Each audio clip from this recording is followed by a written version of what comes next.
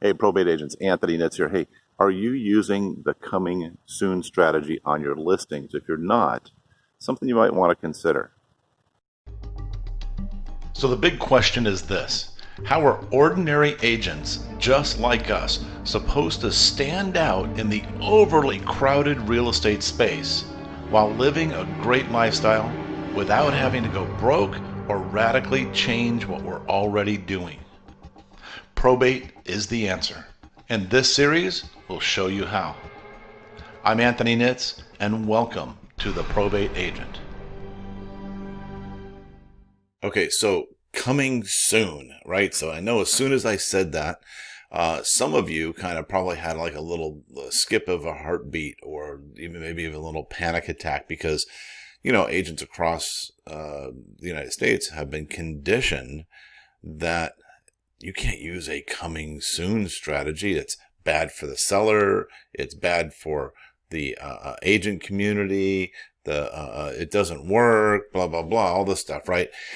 And so there's a lot of controversy around using coming soon strategies. But in this pandemic time, I'm finding that it is working amazingly well, and I'll tell you about it here in just a minute. But let's talk about the controversy first, right? What's behind the controversy? And if you think about it, what a lot of agents used to do, I think, and I don't think it's as prevalent anymore because there's so much pressure from the real estate boards and the MLSs to not allow this to happen, but it happens, is that some agents will take a listing and they'll take it as a pocket listing, right? What did they call it? They called it an exclusive. And so only somebody could buy it from them, or they would put it under coming soon, and it was coming soon endlessly. It never got out of the coming soon status because it was they were just trying to treat it like a pocket listing. And what's the objective of a pocket listing? Well, it's clearly to double dip on that transaction. Excuse me.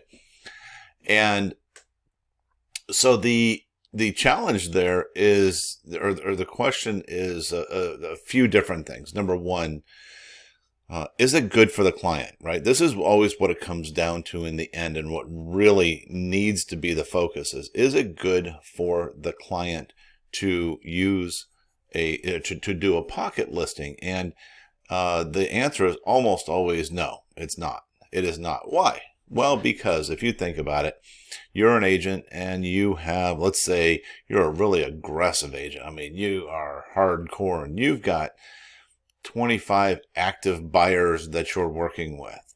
Okay.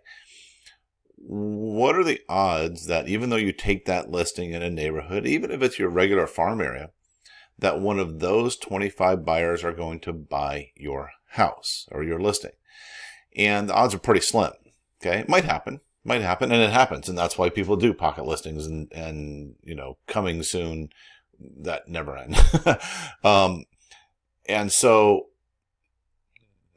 what ends up happening is that somebody lists the property and they allow for an exclusive or an endless coming soon. And the seller, not really knowing what's going on, is sitting there going, gosh, why is nobody buying my house? The house down the street sold. The house over in the other neighborhood sold. My house isn't selling.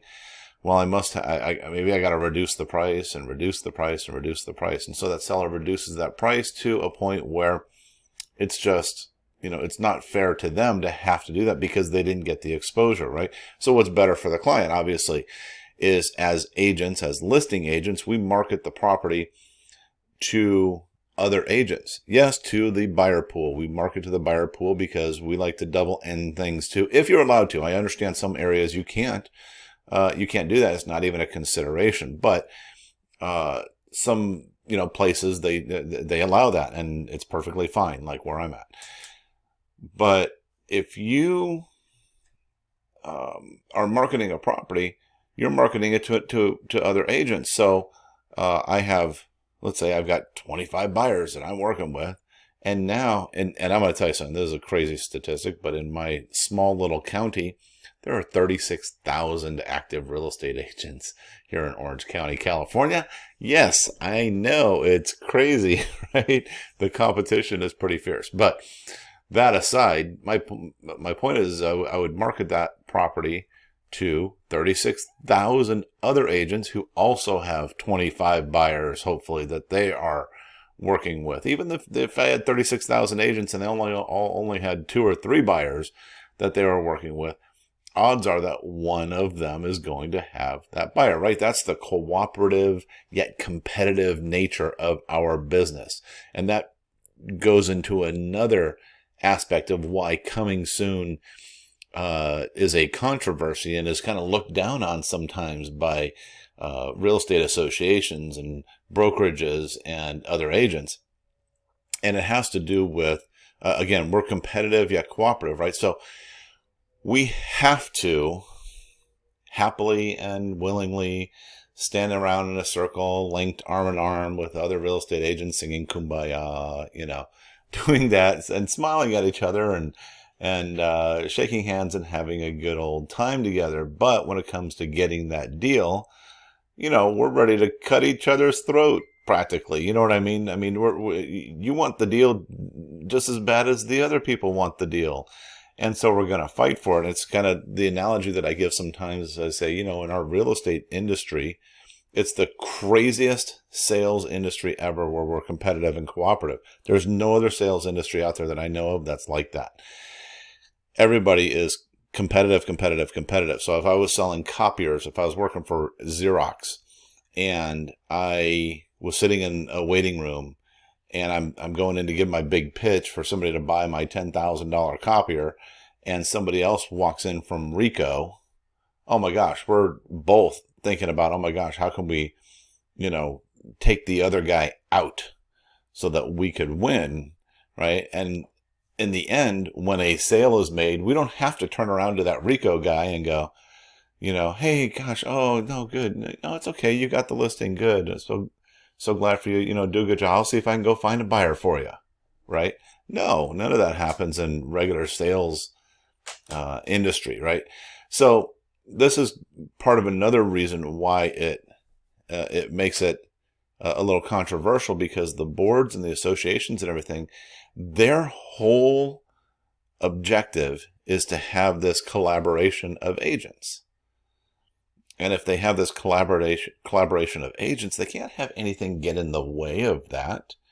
And why? Well, because they're collecting dues. Do they provide value for the dues? Absolutely. Of course they do. I know our board, our association does a great job of providing tons of value for our agents. But if it suddenly became the Wild Wild West where everybody was doing, coming soon or exclusive, then there'd be no need for the board. There'd be no need for the MLS for that matter, right?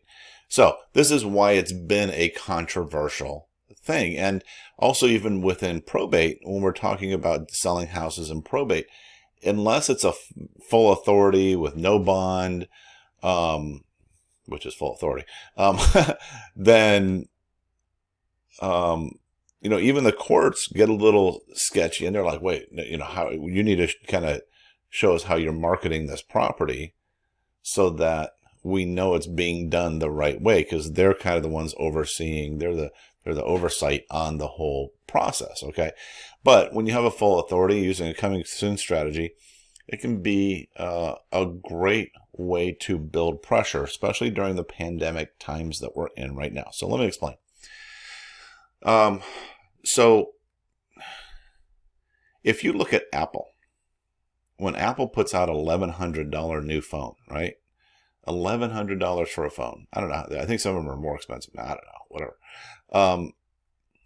Do they just suddenly just put it out there and say, here it is, and they put it in the store and hope people show up? No. What they do is they first accidentally let it leak, right? That there's a new phone. There's a new iPhone, right? Start piquing that interest, that curiosity. And then they start doing, some announcements, and then they start putting out press releases, and then they start putting out other, just this steady stream of, oh, and here's a new feature. Oh, by the way, and one thing you didn't know about the new phone that's coming out, it has this feature too the one you've been waiting for.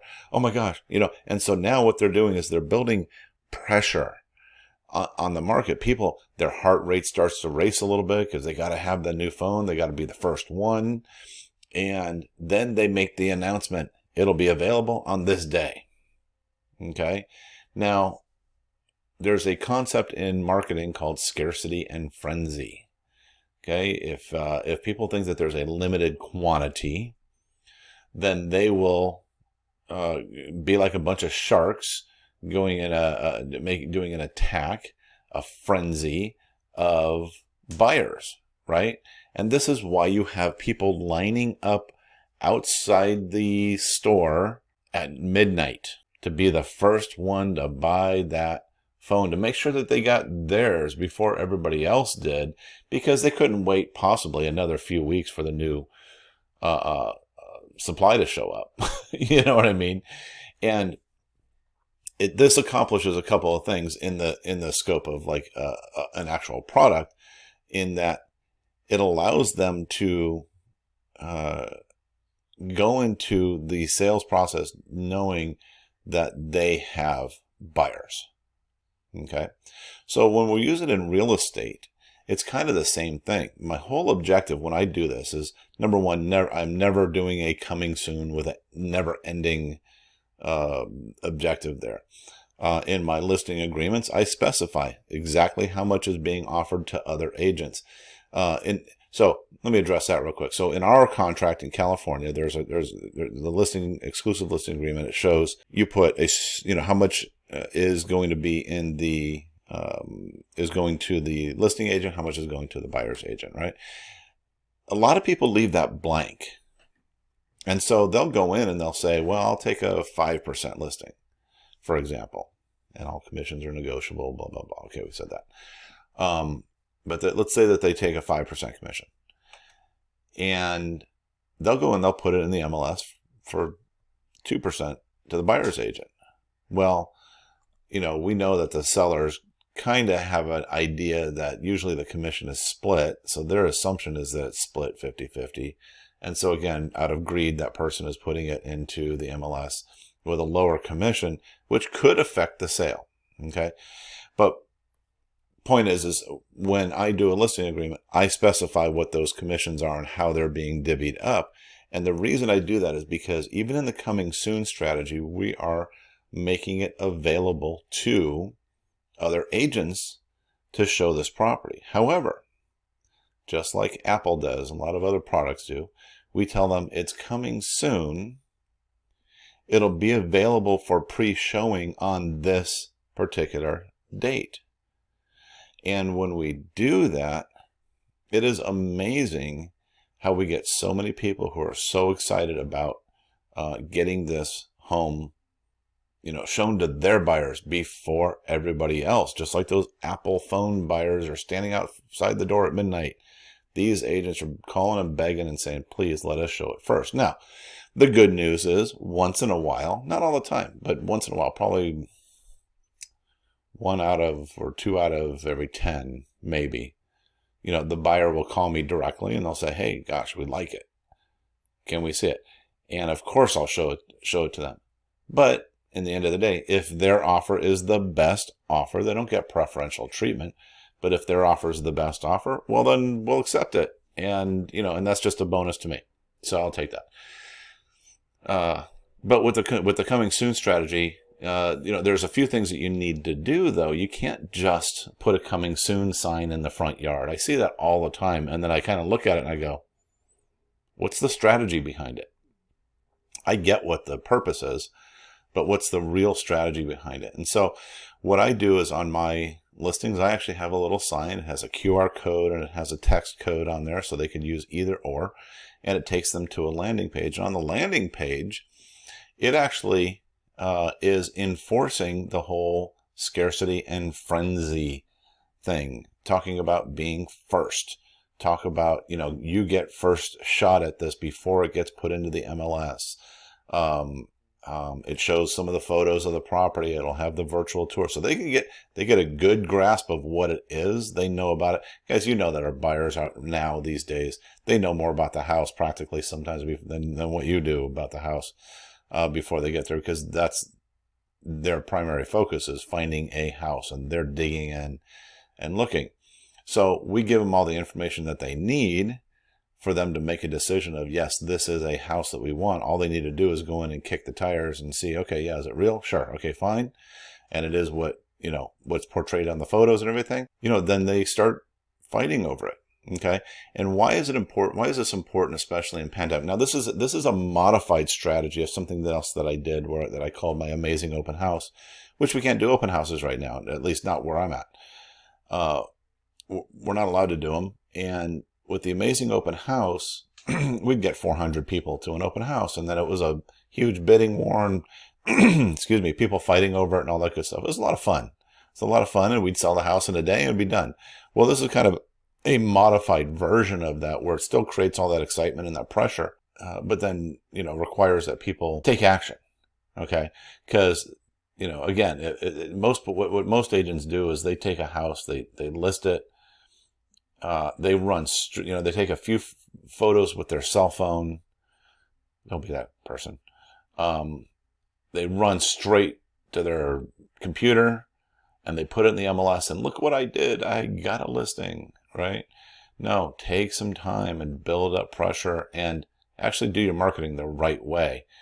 You need to explain to your clients that, hey, for any good launch of a property, it takes a little bit of time, a week and a half, 2 weeks at max, to really kind of get it going and get it out there. Because most people, I think, they think when you take a listing, you sign it, boom, it's in there, and there's a sign in the yard tomorrow, and the flood of people are going to start coming. Don't make that mistake. In my opinion, that's a mistake. You need to build pressure and create a launch, kind of like what Apple does. And this is what the coming soon strategy does. And of course, when people call me, they say, hey, oh yeah, we saw your sign. We're interested in it. Can you tell me about it? And let me tell you one of the things that I do that is most successful, and I just call it being dumb guy. Okay, I tell them, I go, you know what? That is you have some great taste. That is a great neighborhood, and those are great homes there. When do you want to look at it? And they go, well, how many bedrooms in it? Well, I think it's 3 bedrooms. I don't have it in front of me. Do you want to go tomorrow, or you got time today? Well, how many square feet is it? Honestly, I don't. Off the top of my head, I don't. I don't remember. I got so many listings. Whatever. They don't care. I just, my point is I don't try to pre-sell people. I don't try to pre-sell them. My whole objective is to get them into the house. Okay.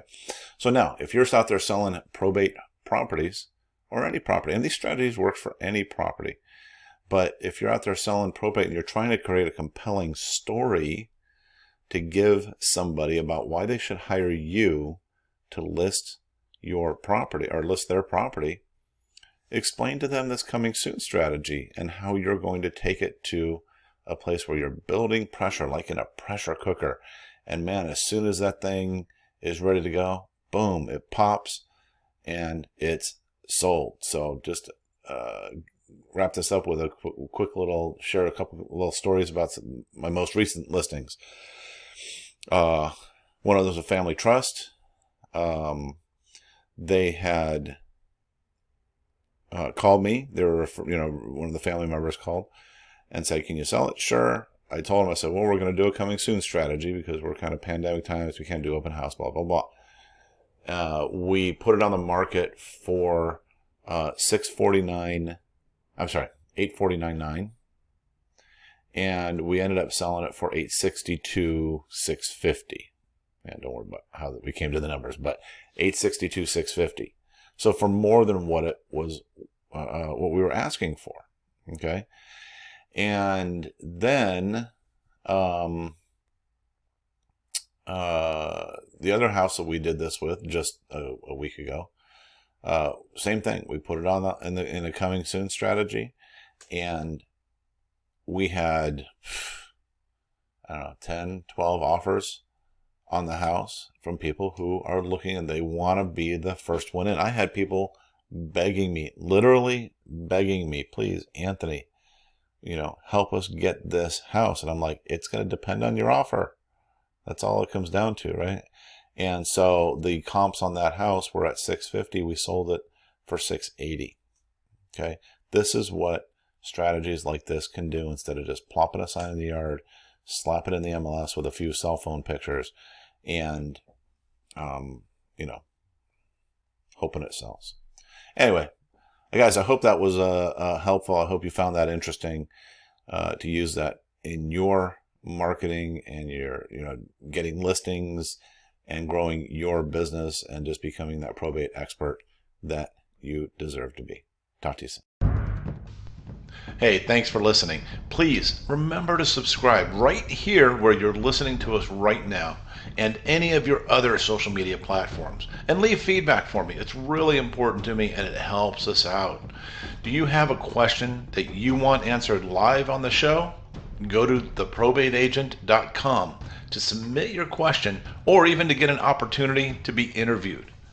For my agent friends, you'll also find additional content and some freebies there that you can download right now. Until next time, let's put the pro back into probate.